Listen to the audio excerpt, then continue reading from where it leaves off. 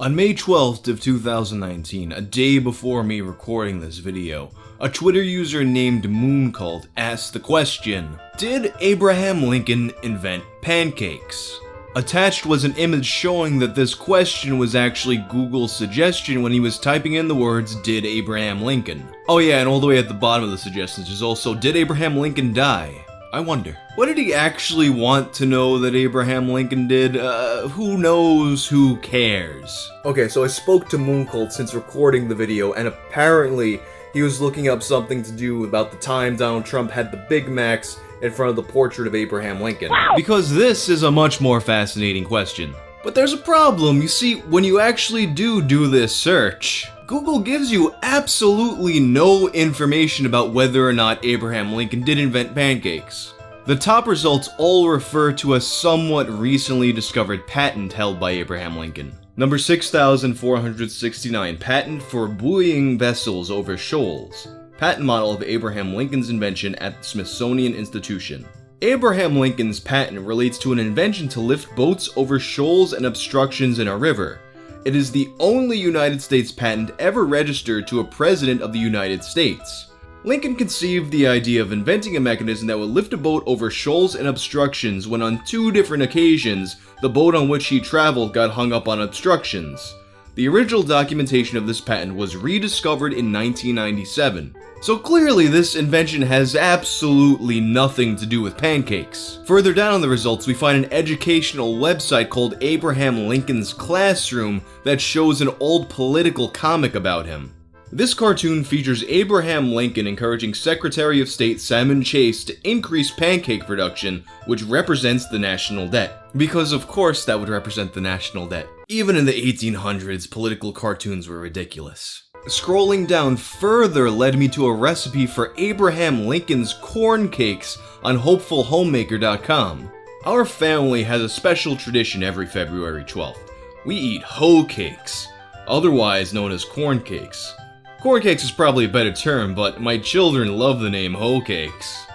The name is a result of these cakes being cooked over a fire on the end of a hoe. This was one of Abraham Lincoln's favorite foods. He first ate them as a boy, and they remained his favorite breakfast food throughout his life. He often bragged that he could eat them faster than anyone could make them. He also enjoyed them for a late Sunday supper. This made me think that maybe the corn cake lead was the right lead to go down to figure this out, so I wound up finding even more recipes. I wound up finding further clarification from a website called Homemade Italian Cooking with Cara. President Abraham Lincoln and President George Washington are both documented as loving hoe cakes for breakfast.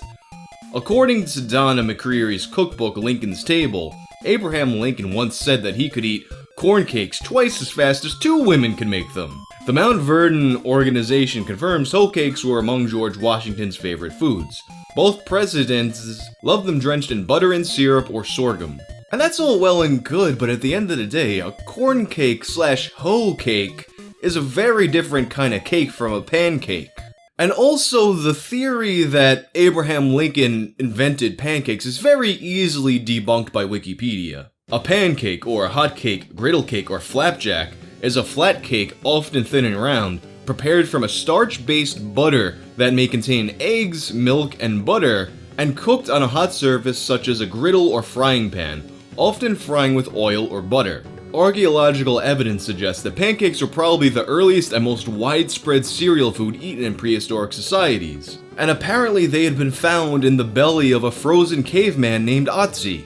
So no, unless Abraham Lincoln is a time traveler, he definitely didn't invent pancakes. So where did this string of text even come from? By the time I had seen Mooncult's original tweet, 12 hours had passed, and when I tried to do the search, I didn't even have to type Abraham Lincoln's full name. All I had to type was "did AB," and it filled it in for me. And it's not as if Mooncult's tweet went viral to the extent that it would actually affect the Google algorithm. At the time of me recording this video, he only had 5 retweets on his post, and my quote tweet of it had 15 retweets. Definitely not enough to make any kind of effect on Google's processes. But the few people who did try it did get the same results. Note that this only happens on Google and not DuckDuckGo. And there has to be a reason for this search happening. Google just doesn't invent these things out of whole cloth. According to Google, this is how it works. You'll notice we call these autocomplete predictions rather than suggestions, and there's a good reason for that. Autocomplete is designed to help people complete a search they are intending to do, not to suggest new types of searches to be performed. These are our best predictions of the query you are likely to continue entering. How do we determine these predictions? We look at the real searches that happen on Google and show common and trending ones relevant to the characters that are entered, and also related to your location and previous searches. So it makes search predictions based on things that people are already searching for. And that could mean one of a few different things. Perhaps Mooncult's original tweet and the small amount of people who did copy his search were enough to affect Google's algorithm. I think it's very unlikely, but it's possible if there's that few people looking for facts about Abraham Lincoln, or Abba, or Abdullah the Butcher. Or what if there's a top secret Discord server where they meet up and they try to get phrases like this trending and into the Google search predictions? It's possible that Google search predictions could be gamed in this way, but I feel like at this point they're likely to have some kind of protection against it. If not, and such a server does exist, I have a feeling that people who watch this channel are probably in it, so let me know. Not that it'll be helpful, because now I'm sure you're all gonna tell me you're in the secret pancake server. But I think there's very likely to be some kind of an organic component to this. If you look at Google's trends, some interest in the topic has always existed. But for some reason, on April 6th of 2019, this search received a major spike in interest for reasons that I cannot determine. Maybe a reference was made to it on a show or a forum or something, but I feel like if that were the case, searching the phrase would bring us to the source. A Twitter user Stanco suggested that it might be something like that old "I accidentally build a shelf" meme. That was one that baffled a lot of people and ultimately wound up being traced back to a Yahoo Answers question. Help. I accidentally build a shelf? I was trying to build something else, but I ended up with a shelf. How do I fix this?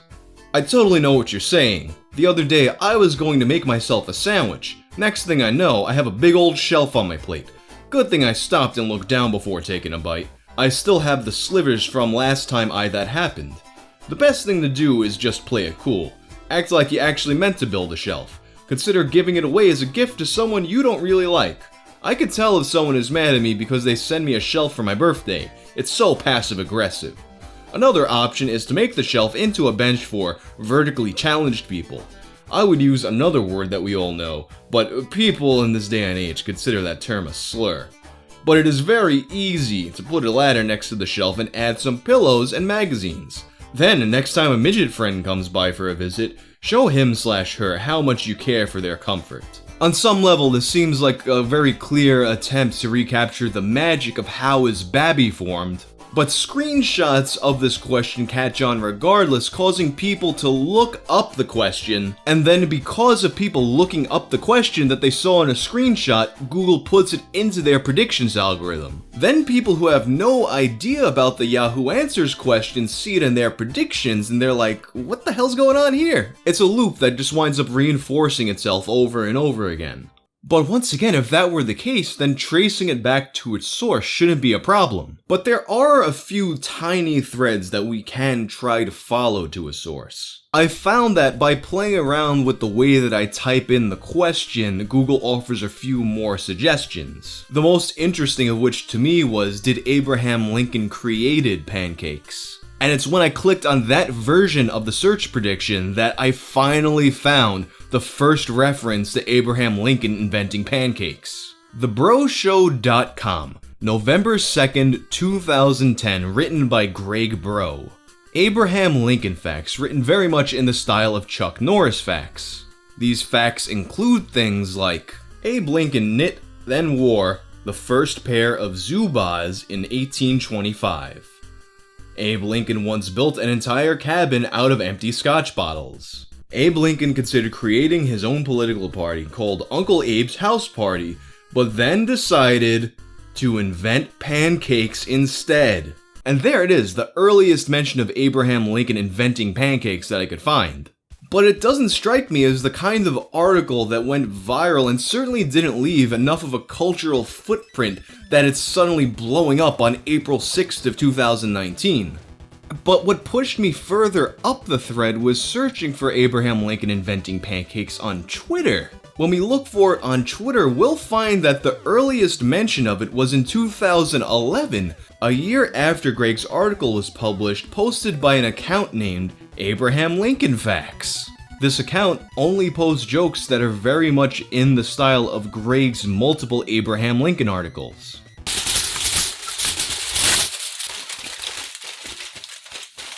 Conspiracy time! Could it be that Greg Bro just loved his Abraham Lincoln pancake jokes so much that he coordinated with a group of people in a secret Discord server just to get the joke into Google's search predictions algorithm?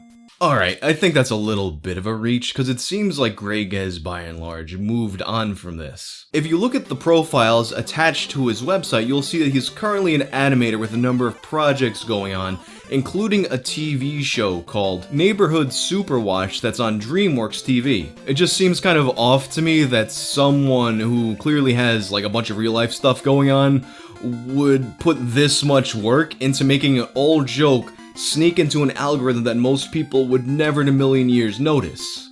But you know, you can't rule him out 100%. But more evidence against that theory is that if we look into Google Trends, we'll see that there is still a little bit of interest before 2010, and there's a second peak in 2004 right at the beginning of Google Trends. Could it be that the story of Abraham Lincoln inventing pancakes is just some kind of lost old joke or cultural reference that most people have forgotten about? Could this be like some kind of Mandela effect adjacent phenomenon? If I'm being totally honest, I'm just stumped here at this point. I don't know why Google wants to suggest this. If you have ideas, please, leave a comment about it, hit me up on the gram with it, cause I gotta know. Anyway guys, that's all for this story for now. If you like this video, you'll probably also like my videos about the amazing inventor Alex Chu. Goodbye.